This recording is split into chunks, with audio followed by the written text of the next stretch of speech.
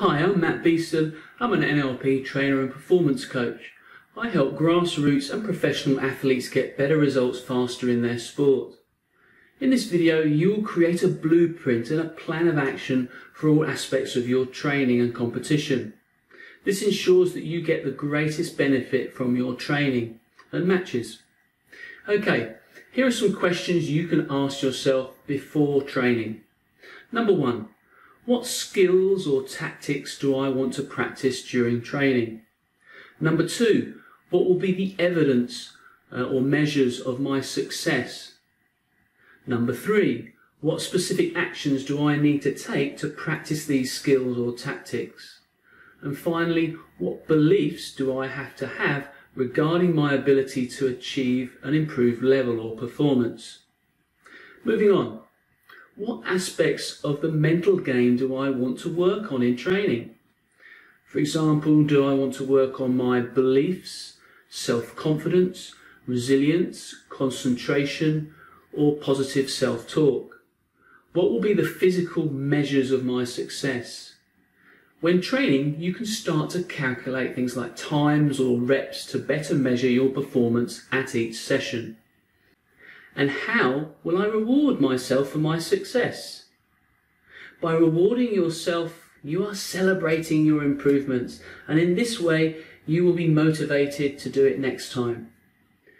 After training, what's going to be your action plan to take forward between training and the actual event?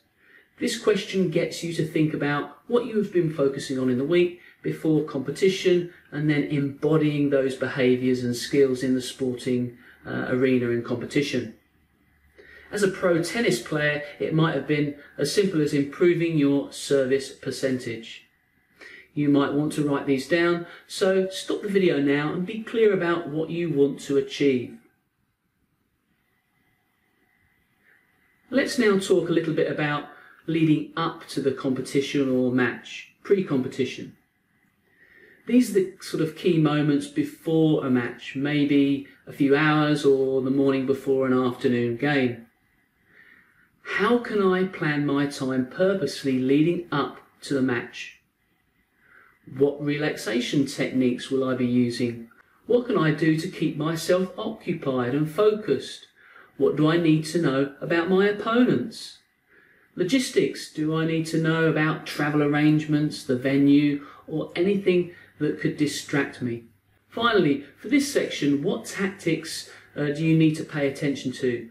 I'm sure you're already doing most of this. However, by thoroughly planning the lead up to competition, you can be in the right possible mindset and obviously condition.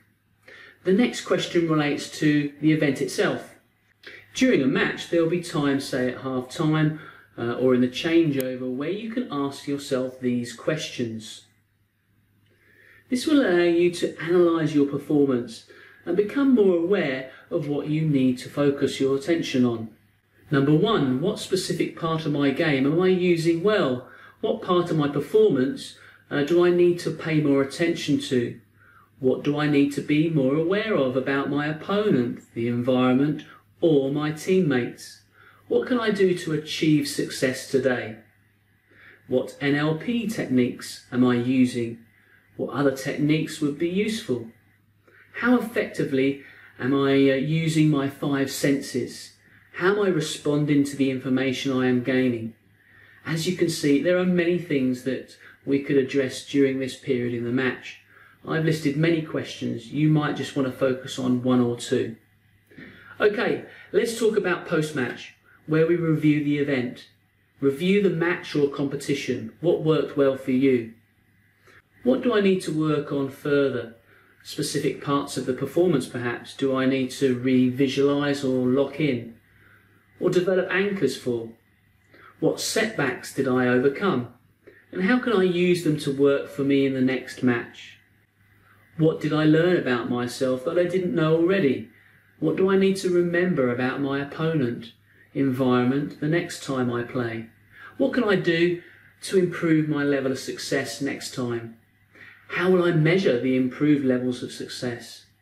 As you can see, you can break down your sporting journey into different phases. Each phase is evaluated and analysed so we can move through in ease through the phases.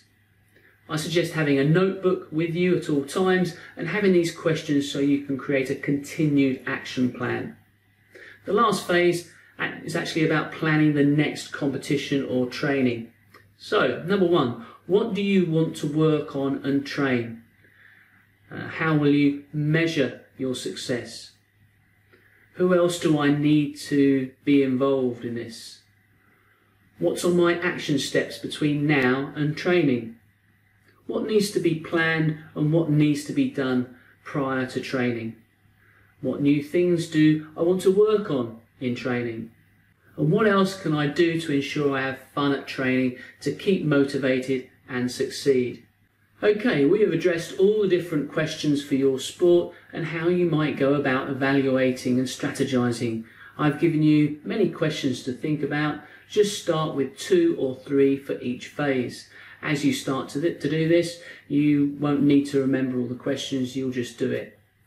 Okay, that's it for this one. If you want to gain access to the full potential of your mind and body and get amazing results in your sport, then why not complete our online sports psychology program? It has over 30 videos of content to help you train your mind and become a more consistent and successful athlete or player.